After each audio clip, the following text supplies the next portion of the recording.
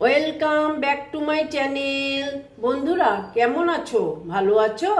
নিশ্চয়ই ভালো আছো, আর ভালো থেকো। চলে এসো, আজকে আমি তোমাদেরকে একটা রেসিপি দেখাবো। সেটা হচ্ছে ঢেঁড়স আর আলু দিয়ে।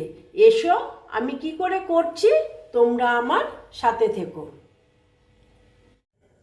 দেখো বন্ধুরা, গ্যাসটা জ্বালিয়ে দিয়েছি আর কড়াটা বসিয়ে দিয়েছি।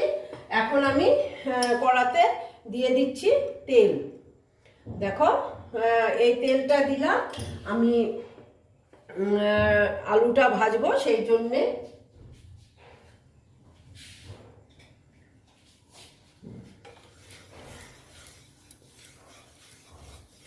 দেখো, তেলটা গরম হতে দিচ্ছি।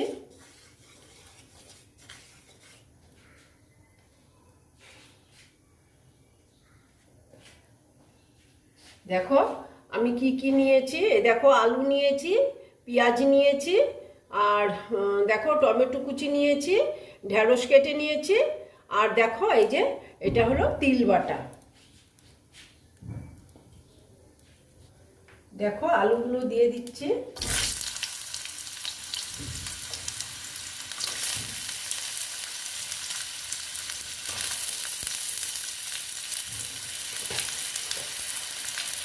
দিয়ে আলুটাকে আমি একটু ভেজে নেব।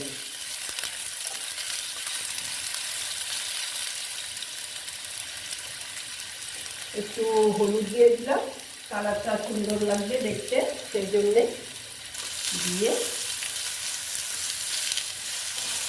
সুন্দর করে আলুটাকে আমি ভেজে নিচ্ছি।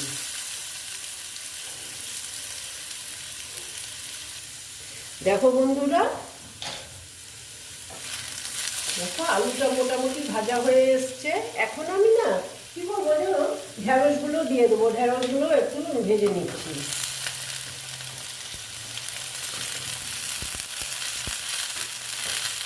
দিয়ে একটু ভেজে নিচ্ছি।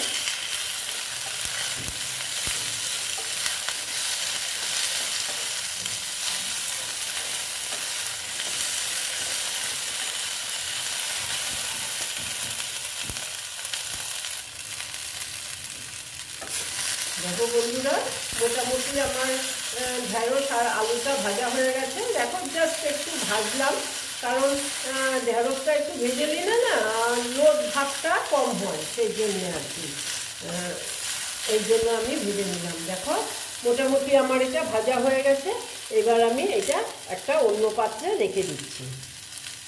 দেখো বন্ধুরা, আবার আমি কড়াটা বসিয়ে দিলাম। আবার এখন তেল দিয়ে দিচ্ছি। দেখো তেলটা এতটুকুই দিলাম, কারণ আগে তো আমি ভেজে নিয়েছি তো ঢেঁড়সটা আর আলুটা, সেই জন্য তেলটা আর কি কম করেই দিলাম। তেলটা গরম হতে দিচ্ছি।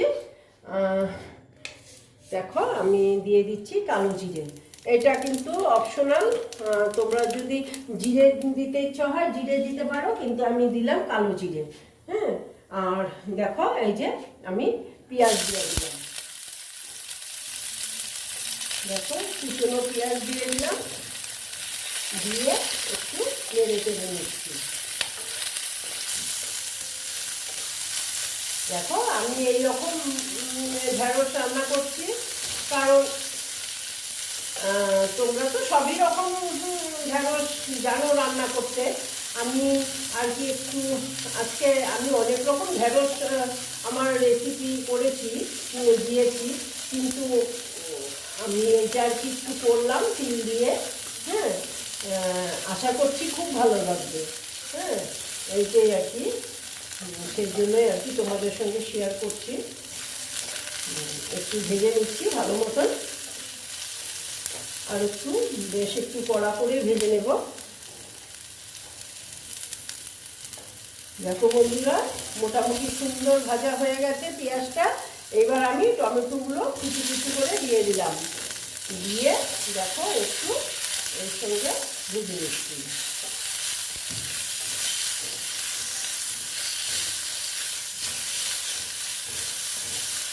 দেখো সাউন্ড হচ্ছে ঝটঝট, বললাম না তোমাদের আমাদের ওই পাশের বাড়িতে ফ্ল্যাট হচ্ছে, তো এই জন্য আর কি সাউন্ড হয়। কি করবো বলো, তোমরা একটু কষ্ট করে শুনে নিবে। সিমটা কমিয়ে দিলাম। কমিয়ে, হ্যাঁ, একটু ভালো মতন ঢেঁড়সটা টমেটোটা ভেজে নিচ্ছি।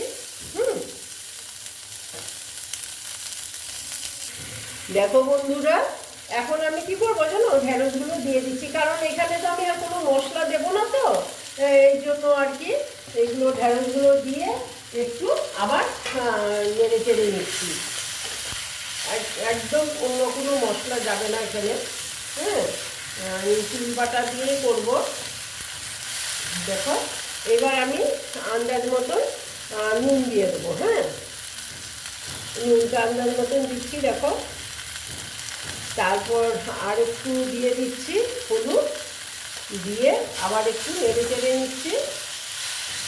তিলটা আবার বাড়িয়ে দিলাম। দেখো,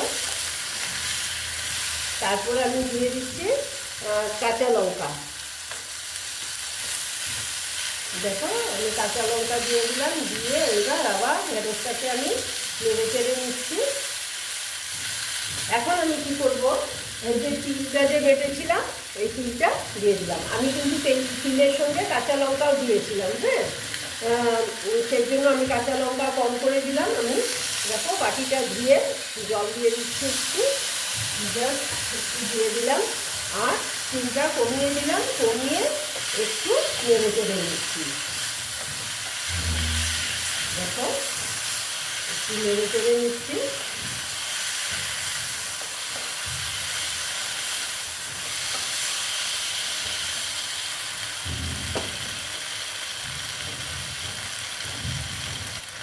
দেখো বন্ধুরা, একটু কালারের জন্য কাশ্মীরি লাল লঙ্কার গুঁড়ো দিয়ে দিলাম।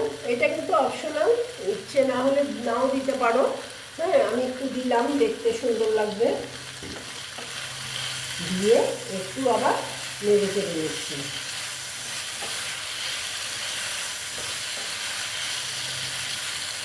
দেখো, এখন আমি একটু একটু ঢেকে দেবো। এটা একটু আস্তে আস্তে আমি কষিয়ে নেব, বেশি জল পড়বে না। হ্যাঁ, জল খুব কম দেব, সেই জন্য আমি এই যে দেখো একটু স্টিমটা কমিয়ে দিলাম, আস্তে আস্তে এটা হতে দিচ্ছি। দেখো বন্ধুরা, একটু দেখে নিচ্ছি। দেখো, সুন্দর কষানো হয়ে এসছে। দেখো, দেখতেই খুব সুন্দর লাগছে, খেতে তো ভালোই লাগবে, তাই না বলো?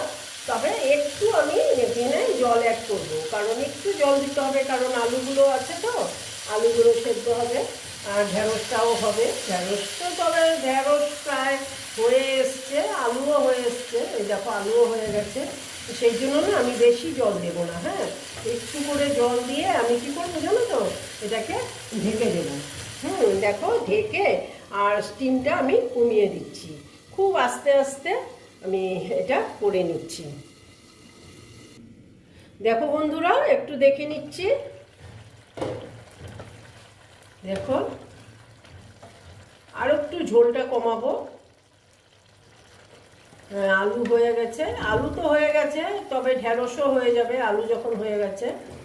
আর একটু ঝোলটা কমিয়ে নিচ্ছি। হ্যাঁ, আর একটু দেখো, এটা চাপা দিয়ে দিলাম। একটু চাপা দিয়ে এটা আমি করে নিচ্ছি। দেখো বন্ধুরা, একটু দেখে নিচ্ছি।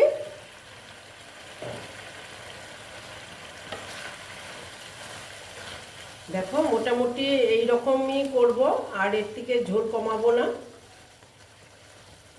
দেখো, ঢেঁড়স আর লঙ্কা একই রকম হয়ে গেছে। যে খাবে না, লঙ্কা যদি পড়ে মুখে। দেখো, এরপর আমি দিয়ে দিচ্ছি অল্প মিষ্টি। এটা সামান্য মিষ্টি দিলাম, এটা অপশনাল, তোমাদের যদি ইচ্ছে হয় দেবে, তা না হলে দেবে না, কারণ একটু মিষ্টি দিলে খেতে ভালো লাগে, তাই না বলো? একটু নাড়িয়ে দিলাম, নাড়িয়ে এইবার আমি এটা নামিয়ে দেব। তারপর তোমাদেরকে আমি সার্ভ করে দেখাচ্ছি।